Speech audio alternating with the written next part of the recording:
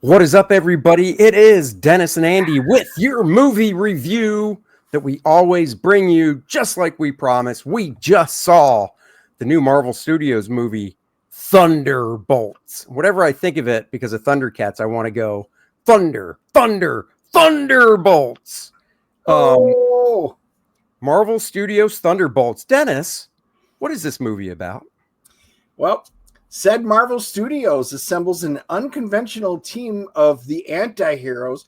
Hopefully you guys have been picked up on the other movies and shows, because it's Yelena, Bucky, Red Guardian, Ghost, Taskmaster, and John Walker.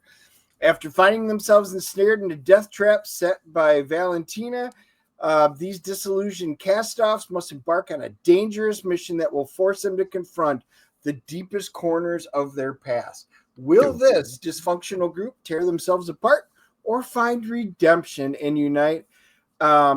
Something before it's too late. So, we just to let you guys know, we haven't done a spoiler in a while, so we will do a spoiler part after our initial review.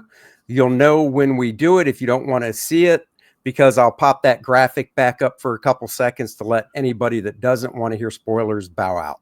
Okay, on to the review. All of these actors we've seen in these roles before. You know, once again, I thought every single one of them stepped back into the roles just naturally. It's like, it's like anything. You see the sequel and you're like, yep, that's Bucky. That's, Yelena. The new guy, of course, is Louis Pullman, Bill Pullman's son, playing the Sentry, which I didn't realize that until the movie was over when we were watching the credits to stay for the after credit, and Dennis said something. But during the movie, I kept looking at his face going, why does that dude look familiar? And as soon as Dennis said that, I was like, oh my God, it was right there. Just like I even said we know, God, he looks so much like his dad. It's all I could do was look at him. Well, we made that comment. We reviewed him in a movie before, and we said the same thing. And what was the movie? Top Gun Maverick. Oh my God, he was in Top Gun Maverick? Yes. Well, it's been like 2 years or so, but you're right. Yes. But I think the difference in Maverick, I think the difference in Maverick, and correct me if I'm wrong, he had short hair, right? Yeah. See, in this movie, and this isn't a spoiler because you've seen the trailers, his hair's longer and scraggly, and it kind of covers some of, not his whole face, but it does cover some. Maybe that's why. But anyhow, so the movie, like Dennis said, the whole setup is basically Yelena is in front of Congress. They want to impeach her, and she basically she's working on this project that obviously has to do with the Sentry, and she wants to burn it all to the ground so there's no evidence. Well, it's not Yelena, it's Valentina. It's Valentina. I'm sorry, Valentina. You're right. Valentina.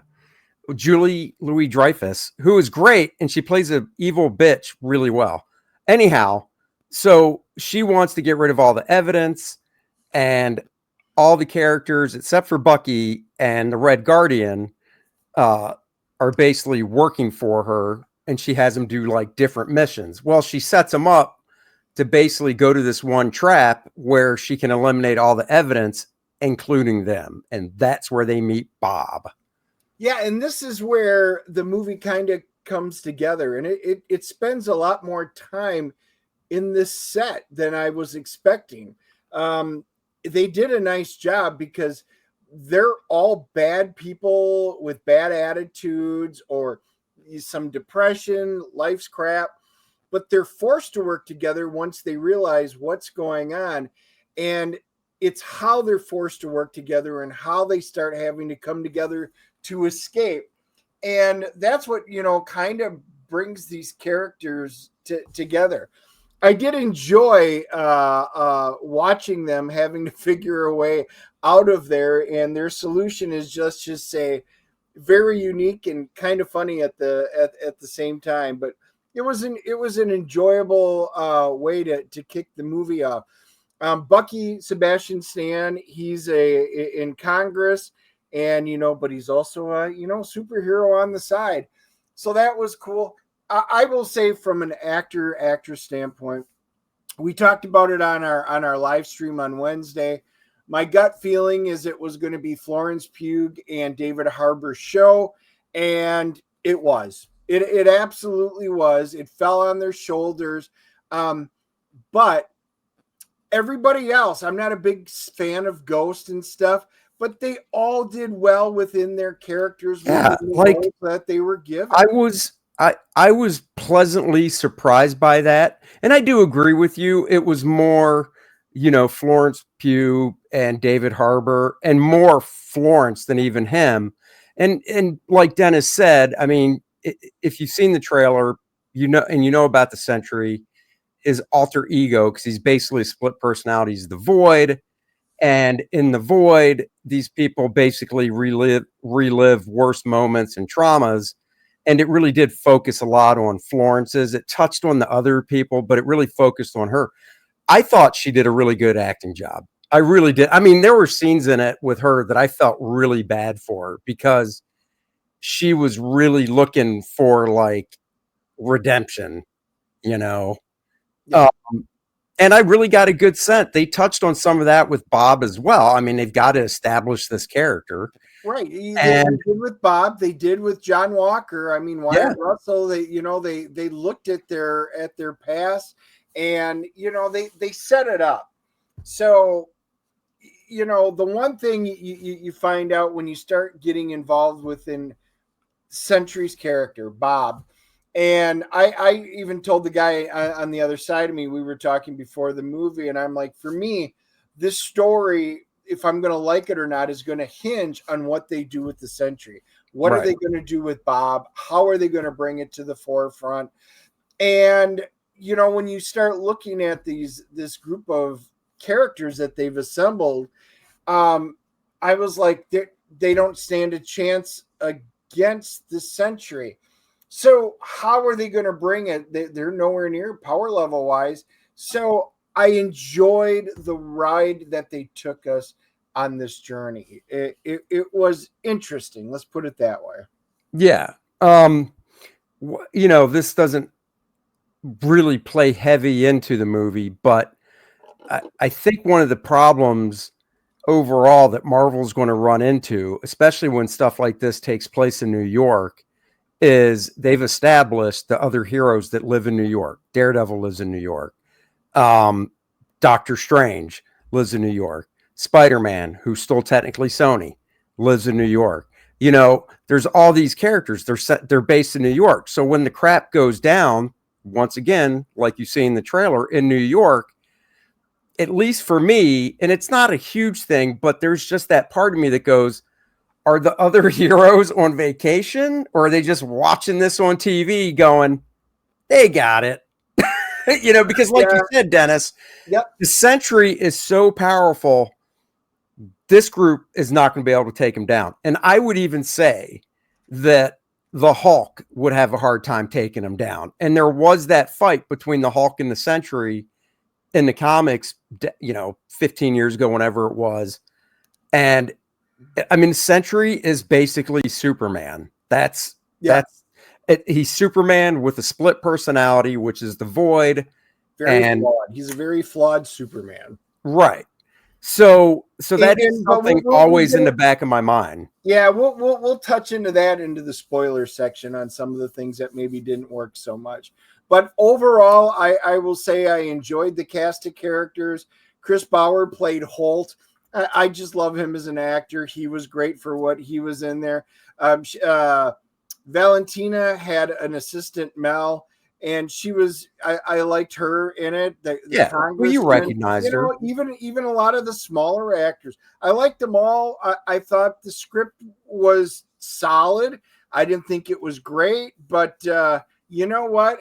It's been a while since I have been really enjoying a Marvel movie. So I'm happy to say that I did, in fact, enjoy my time at this theater for this movie.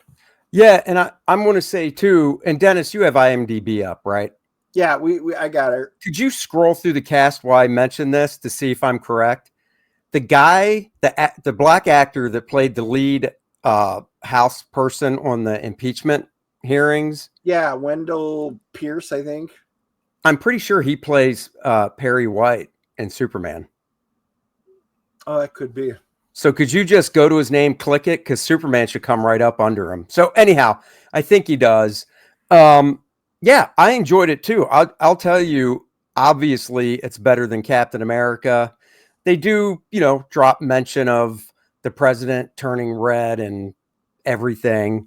There is the typical after credit, and then the very, very, very when the movie ends credits after scene, which is the most important one. You're not seeing it? Nope. I'm pretty sure I swear I saw a still or a quick snippet in one of the trailers with him and Lois and Clark. But well, anyway. So anyhow, my takeaway is, and all the phase 1 movies, they had their ups and downs. This is definitely better than some of the phase 1 sequels and stuff they did, but it's definitely, it's not their best outing, but it looks like they're righting the ship is what I'll say. Yep. Rate it. Okay. So my rating for this is going to be a 7.5. I would actually watch it again. Now I'm a big Century fan, so I would watch it for that, but I really liked some of the acting in it and stuff. I mean, overall, I thought Florence Pugh was great. David Harbour is just so perfect as the Red Guardian and his character. I didn't like Wyatt Russell as John Walker in the TV series, but I don't know. Maybe he's studied more in the character or something. I don't know what it is, but I liked him in this. And the Ghost. We haven't seen her since what? Ant-Man 2, basically, or maybe a cameo in something else, but same actress. I liked her. And so 7.5. Well, we're not actually that far off. I'm giving this one a 7.0. I thought it was enjoyable. Again, I like most of the cast. The one casting that I will talk about, we'll talk a little more in the spoiler section coming up, was Julia Louise-Dreyfus. I really think they wrote some of her stuff wrong. I think it almost felt like, if you listen to her dialogue, it was Jeff Goldblum who they wrote it for, and that would have been perfectly delivered. I would have loved to have seen that. But with that being said, she was fine, but I really enjoyed the cast. The story was fun. I thought it was interesting how they resolved it. I might be able to watch this one again, where it used to be where all the Marvel movies I could sit down and watch again. This one, I will put it this way. It's probably the best in the last couple phases ever since Endgame. Probably the best of all the post-Endgame movies. Yeah, and, I'll agree with that. Not a high bar, I'm just saying, but it was solid and it's watchable again. It's not a high bar, but like I said, it looks like they're trying to right the ship at least. So that's what we're giving it, guys. We are going on to the spoiler section. So if you're seeing this and you don't want to hear spoilers, thanks for watching. Like, subscribe, and share. Go sign up for Lilineth Infernal Conflict, the new campaign that's launching soon. And now we're going to talk spoilers. Spoilers. We're usually all over the place with spoilers. I want to start. I'm not going to totally spoil the ending, like how they basically will say beat the Century, but they knew they couldn't do it physically. And I thought the way they did it was really good. And dude, I got to tell you, the scene in the end where, Florence Pugh went to basically kind of comfort him and stuff, and then the other Thunderbolt characters did as well. And just Pullman's acting, like in that scene, I really felt like bad for him, like felt the torment from his childhood and stuff, because they did touch on that. And it's weird to say for a Marvel movie, but I thought it was a really touching scene. I liked that scene. Yeah, it was good. You knew they couldn't. I mean, Century, like you said, they have a great a great part in the movie where, you know, Julie Louise is talking to him, trying to convince him. He goes, well, why would I listen to you? He goes, you said I was stronger than if you rolled all the Avengers into one and they had a god on their team.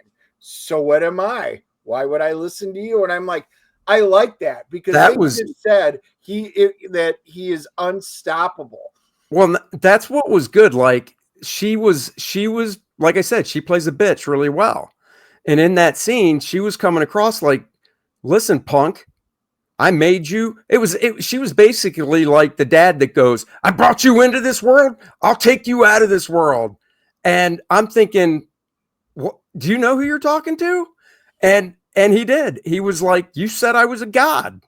Yep. And he kept saying it. And then she did. She goes, you're throwing around, you know, the God word quite a bit. And he laid it down like Dennis said and was like, look, you mentioned all the Avengers and I'm as powerful as the whole team. And there's a God on that team.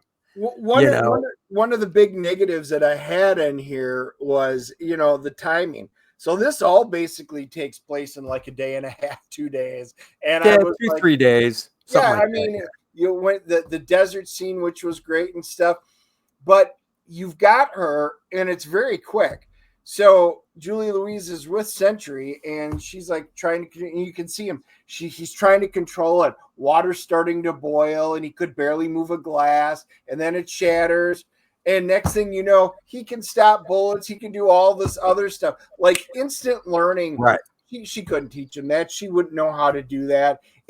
There were a number of things that they had to have some contrived conveniences for things to work. Kind of like when Alexi, David Harbour, the Red Guardian, he winds up being the limo driver for Valentina when she leaves. You're like, okay, that would never, ever happen. But it was funny. In order to make the story work, they needed certain plot arcs. Right. They did it, and it was still fun. Yeah, I mean, I thought that too. The I guess you could say transformation to when she's like, you know, giving him a pep talk, and like you said, he's trying his power and he boils the water in the glass and it breaks, to like a few scenes later, he's in costume and literally he's just no problem. But that could also just come down to, I guess the way I looked at that was it could come down to just a self-confidence thing for him, because Bob's not that self-confident. Yeah. But maybe after a good old pep talk and stuff, it's not really learning it. It was always just there, and he just had to have the confidence, you know, to do it. You know, because it wasn't like a Superman thing when Superman was turning into Superboy and, you know, or became Superboy and was like, oh, I can fly. And he's like, I can't land. And you know what I mean? It was different there. But I go back to what I said in the previous, where, guys, and this is a spoiler, you see the void blackness kind of in the trailer creep out. It covers the island of Manhattan. And all I'm thinking is Moon Knight, Doctor Strange, Daredevil, Spider-Man, they're all on vacation, you know, and that's the thing when you ground everybody in New York, at least in the comics. And this goes back to like the 70s and 80s. I haven't looked at the current stuff, so I don't know if they still do it. But like, as an example, in a Daredevil book, he might be doing something, fighting somebody, and then in the background of one panel, you'll see Spider-Man swing by. So at least you know, oh yeah, they're all still there, but it's not a threat big enough for Spider-Man to go, oh, I need to go do this. So that's a nitpicky thing, but now we didn't talk about this. I don't want to give away what the after credit was. Oh, I was going to say, just for everybody, there's 2 credit scenes, a mid-credit, yep, and an after credit scene. And you probably, the mid-credit scene is kind of a throwaway little comedy thing. It was cute, it was funny, not really relevant.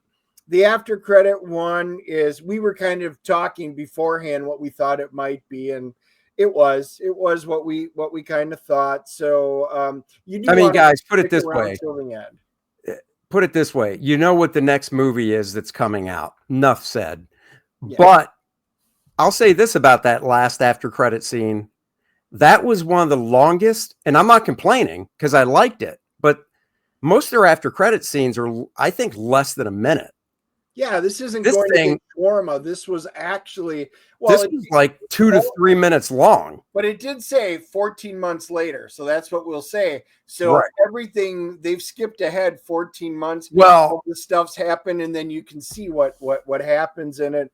But there's a lot of stuff that was set up throughout the movie that you get a hint at in the after credit scene. so I also just want to touch on this, and this is just Marvel in general, but I did want to ask you this. So in Endgame, or not Endgame, Infinity War, which was like 2018, Thanos snaps, and then we jump ahead 5 years, right? Yep. Right. Okay. So at that point, we're basically 2023 and 2018 in the Marvel world now, right? The MCU. Yep. They must have thrown, because they don't talk about time anymore, because I think they realized that was kind of a stupid move, because every movie in that first phase was basically in real time. It was like, oh, it's a year later. They can't do that anymore, because that means now it's 2030 in the MCU. And now it's even higher than, it's 2031 and change, because like Dennis said, the very last credit scene, after credit scene, says 14 months later. So I'm literally waiting for a movie where continuity is not involved as tight as it should be, and they drop a year and it's totally the current year we're in, and it's like, well, you guys just totally screwed up. Yep. So it's a small thing, but I think they're not going with the timeline like they used to every year. Yeah. But what do we got for Rotten Tomatoes and stuff? So I was gonna say, let's pull up the scores fresh. Thunderbolts on IMDb is at a 7.8. So looks like the audience so far, and there's already 7,700 reviews, so that's a fair amount to have in already. Since we went at 3:00, so this is the earliest we've ever been on a Thursday for a new release. I'll say this: I was looking at some posts from some creators I know on Facebook that went to the premiere. That, you know, it's not like they have to come out and give it a thumbs up. If they didn't like it, they just wouldn't post, and they were. So, yep. And on Rotten Tomatoes, we do not have a popcorn meter, so they are not letting the audience ones go yet. But the critics are liking this, which it's never a surprise. They're at 89% with the critics. So, you know, it's a Marvel, it's Disney. You know, yeah, but the critics have been kind of harsh on some of the Marvel movies after Endgame. Well, only lately. Yeah. Only lately. But with that being said, you know, guys, we enjoyed it. We are your average Joes who just like movies, and it was solid. So I just went in with low expectations, and they were met, if not exceeded, off those low expectations. Yeah. So there you go, guys. Go see Thunderbolts. Let us know what you think in the comments. And next Wednesday, we have creator Don Simpson of Megaton Man fame joining us. I've known Don for years. I actually own some of his original art from Megaton Man. Loved Megaton Man growing up. So he's coming on the show next Wednesday, 3:30 p.m. You be there. We will see you then. Go sign up for Lilineth Infernal Conflict. If you want to see visuals, click on that link below and check it out. We'll catch you guys later. Have a great weekend. Live long and prosper. Yeah.